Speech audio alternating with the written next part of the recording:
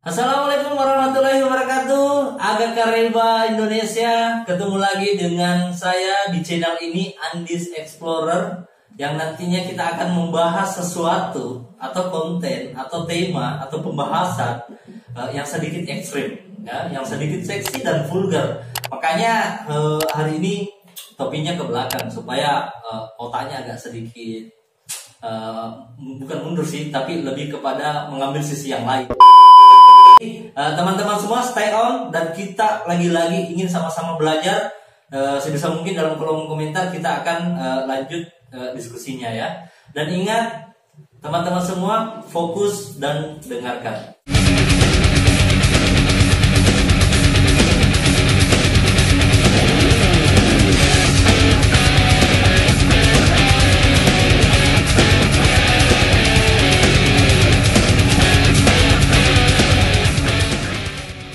Yuk kita mulai. 3, 2, 1, pamulane.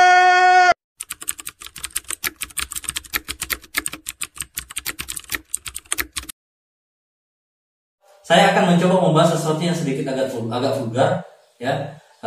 Semoga teman-teman semua bisa kita sama-sama belajar. Lagi-lagi dalam konten ini saya tidak ingin menggurui, tapi lebih kepada memberikan informasi dan membuka wawasan serta membuka sharing, biar teman-teman dalam konten YouTube yang Andis Explorer ini tidak seperti konten-konten yang cenderung agak lebay, tapi lebih kepada edukasi. Wis keren. Tema yang ingin saya angkat adalah tentang bagaimana melihat pandemi dari segi sesuatu yang berbeda, atau dalam hal ini pandangan dari sudut underground. Sudut pandang bawah tanah. Nah, saya ingin sedikit menceritakan. Mari kita flashback beberapa puluh tahun belakang. Jadi mungkin bagi teman-teman penggiat literasi dalam hal ini menyukai tentang sejarah, tahu tidak bahwa Indonesia sebenarnya sudah mengalami beberapa kali zona degradasi ekonomi. Tahu ya, degradasi ekonomi, atau dalam tanda kutip kita sedang pernah mengalami krisis yang cukup memilukan. Jadi saya anggap ini adalah siklus krisis tahunan. Yang pertama pernah terjadi di 1998 ketika pecah revolusi yang diganti dengan sebuah demokrasi. Nah, pada saat keadaan itu, negara betul-betul genting dan betul-betul mengalami kolaps yang luar biasa. Mulai dari jatuhnya nilai rupiah sampai hutang negara ternyata terbuka dan membengkak, yang mengakibatkan banyaknya pertumbuhan ekonomi di Indonesia, baik dari berbagai sektor apapun, itu mengalami anjlok yang luar biasa. Nah, setelah beberapa tahun lanjutan, tepatnya 1 dekade, itu di tahun 2008 terjadi lagi krisis ekonomi. Nah, jadi Indonesia sudah mengalami 2 kali, dari 98, 2008, dan itu juga kehidupan pada saat itu atau ekonomi pada saat itu juga anjlok. Negara pun pada saat itu mengalami kolaps yang luar biasa. Nah, 1 dekade ke depannya, tepatnya di tahun 2018 sudah memunculkan gejala. Namun di 2020, tepatnya di saat pandemi berlangsung, tiba-tiba negara mengalami kolaps yang luar biasa dan lebih hebat lagi dibanding beberapa kejadian sebelumnya, yaitu jatuhnya ekonomi secara makro dan mikro, dan jatuhnya segala hal-hal yang berhubungan dengan perkembangan suatu negara atau keutuhan suatu negara. Yang memilukan adalah hari ini kita mengalami bukan saja degradasi ekonomi, tapi kita mengalami krisis pemikiran, krisis sosial, dan krisis kemanusiaan. Dan ini bahaya sekali, think people, karena saya khawatirnya, ya, mungkin juga think people mengkhawatirkan hal ini, bahwa ketika tiga krisis tadi yang saya sebutkan, krisis ekonomi, krisis sosial, krisis pemikiran, maka pada saat itu negara betul-betul mengalami sebuah fenomena yang luar biasa. Dan ini betul-betul kita harus waspada. Waspadalah. Nah, think people, saya ingin menyampaikan sesuatu di channel ini, dan hanya di channel ini. Ada sebelum pandemi berlangsung, kami sudah melihat beberapa hal yang menggelitik sekali.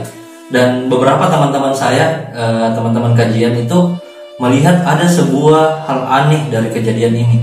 Di saat pandemi dan di saat munculnya kebijakan akan menutup berbagai sektor dan berbagai tempat, disinilah memulai asumsi awal. Yang pertama, pemerintah waktu menutup atau mengeluarkan kebijakan tentang menghentikan kegiatan pendidikan, dalam hal ini sekolah dan kampus. Satu. Yang kedua, menutup tempat-tempat peribadatan, ya, baik itu tempat peribadatan yang lain, tapi yang paling penting dan paling santer itu adalah masjid, ya, menjadi corong pembahasan yang luar biasa. Terus yang ketiga adalah saat dikemukakan atau diberikan perintah atau instruksi menutup tempat-tempat keramaian, dalam hal ini kafe dan warkop. Nah, think people, mari berpikir. Saya hanya ingin mencoba berdiskusi, ya. Dan lagi-lagi di channel ini saya ingin memberikan asumsi, ya.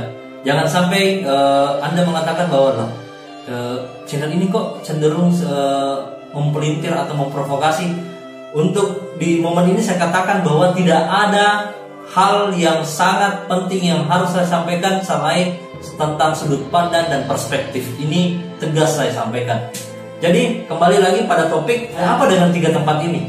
Mari kita sama-sama melihat dan menakar lebih jauh. Masjid. Kan ada apa dengan masjid? Masjid selain tempat beribadah untuk think people, ternyata masjid juga digunakan sebagai tempat kajian keagamaan, tentang kajian tentang kemanusiaan, sosial dan lain-lain, ya. Bisa Anda lihat di berbagai sumber-sumber yang bisa Anda cari di YouTube. Terus yang kedua, kampus. Ada apa dengan kampus? Perlu teman-teman ketahui, di era 98 ketika negara sedang mengalami krisis yang luar biasa sampai pecahnya reformasi, yang tahu siapa aktor yang memberikan pressure kepada pemerintah adalah mahasiswa. Ingat, mahasiswa memiliki peran besar. Di tahun 2008 juga mahasiswa melakukan demonstrasi besar-besaran. Tahun 2018 sampai 2020 itu entah kenapa eksistensinya hilang. Nah, akhirnya asumsi muncul bahwa ini ada sesuatu yang mengganjal pada kejadian ini. Kenapa? Kenapa hari ini teman-teman mulai berpikir bahwa ditutupnya kampus berarti ditutupnya epicentrum gerakan terbesar di Indonesia, bahkan di dunia. Nah, terus yang ketiga adalah kafe dan warkop. Ada apa dengan kafe dan warkop? Perlu think people ketahui bahwa tempat itu atau kafe dan warkop menjadi tempat yang sangat-sangat intens dilakukan oleh para mantan-mantan aktivis mahasiswa.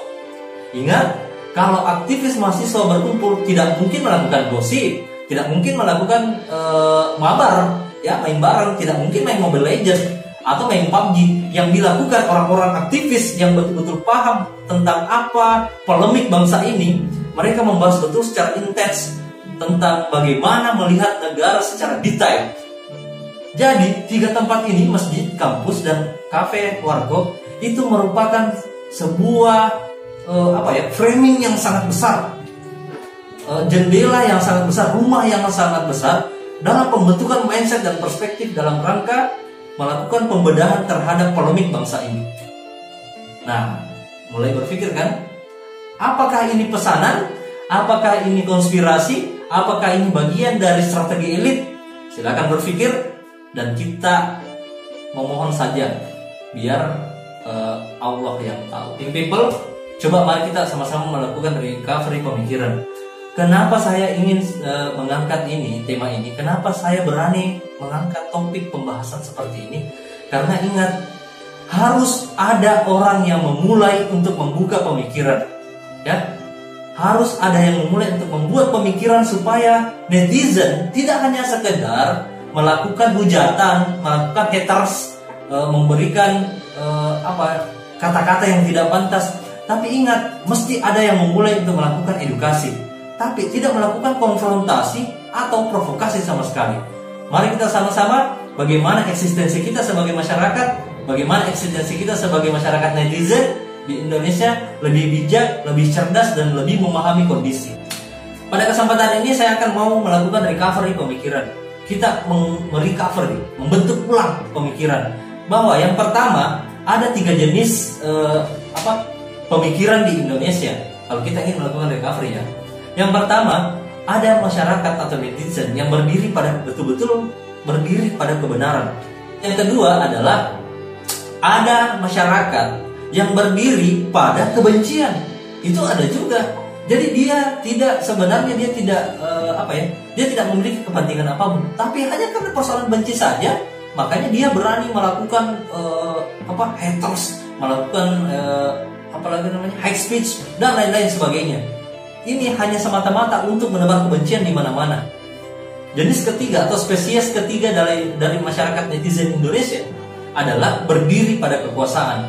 Kelompok ini juga ada karena dia memiliki kepentingan besar untuk bagaimana mengamankan masing-masing penguasa yang ada di tingkat lokal, regional, nasional. Jadi belum lagi kita membahas tentang beberapa kelompok-kelompok yang melindungi orang-orang dari partainya sendiri, melindungi dari kelompoknya sendiri, melindungi dari organisasinya sendiri. Jadi ini persoalan tentang bagaimana masyarakat kita pada dasarnya belum sadar akan hal itu, karena kita masih masuk dalam spesifikasi yang 3 tadi. Nah, yang terbaik adalah kita berdiri pada kebenaran, tapi tidak berdasarkan pada kepentingan, tidak berdasarkan pada keegoisan penguasa, dan tidak berdasarkan pada kebencian, tapi murni persoalan memberikan mindset, edukasi, dan kebaikan, serta bagaimana menebar kebaikan di seluruh tempat. Ingat masyarakat netizen, karena ini adalah konten YouTube, makanya yang paling penting adalah bangun mindsetnya, bangun pemikirannya.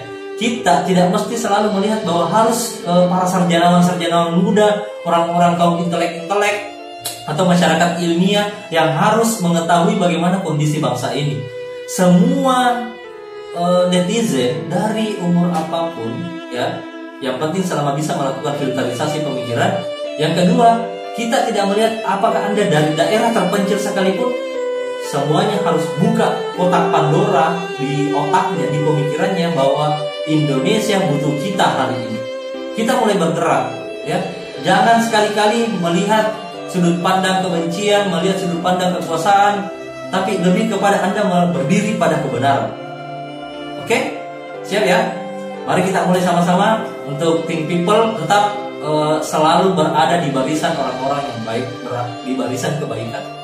Jadi untuk Think People yang saya cintai, dan saya banggakan, dan yang lagi di rumah lagi minum kopi mungkin sambil dengarkan channel ini, saya ingin mengutip satu kalimat dari seorang tokoh dunia yang sangat fenomenal dan memberikan dampak motivasi dan energi besar kepada seluruh masyarakat dunia. Dia adalah Mahatma Gandhi. Mahatma Gandhi pernah mengatakan seperti ini: dunia ini cukup memenuhi kebutuhan manusia, bukan untuk memenuhi keserakahan manusia. Lihat, sebuah esensi dari kalimat atau kata-kata yang dirangkai menjadi sebuah spirit, yang dirangkai menjadi sebuah gagasan besar, bagaimana manusia dengan segala keserakahannya mampu menghancurkan dunia. Nah, kita tidak inginkan berada dalam koridor itu. Teman-teman semua, rapatkan barisan, satukan pandangan kita. Kita sama-sama melihat Indonesia menjadi Indonesia yang lebih baik. Jangan membenci siapapun, jangan membenci kelompok apapun, tapi mulailah dengan melakukan tindakan-tindakan kecil yang bisa berefek yang besar. Artinya kita lakukan bertindak lokal, tapi berpikir secara global. Oke teman-teman, sampai di sini dulu pembahasan kita kali ini. Semoga teman-teman bisa mendapatkan edukasi, dan mohon maaf kalau dalam channel ini atau dalam konten ini ada salah-salah kata. Dari hati yang paling dalam saya ucapkan mohon maaf.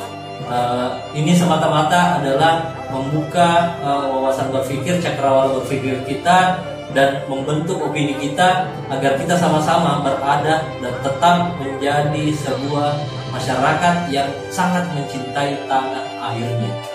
Ya, nasionalisme, patriotisme tetap selalu di hati. Oke teman-teman semua, jangan lupa like, comment, and subscribe. Setelah nonton video ini, silahkan di-share supaya semakin banyak share, semakin banyak mindset yang terbuka. Jadi akhir kata saya ucapkan terima kasih. Assalamualaikum warahmatullahi wabarakatuh.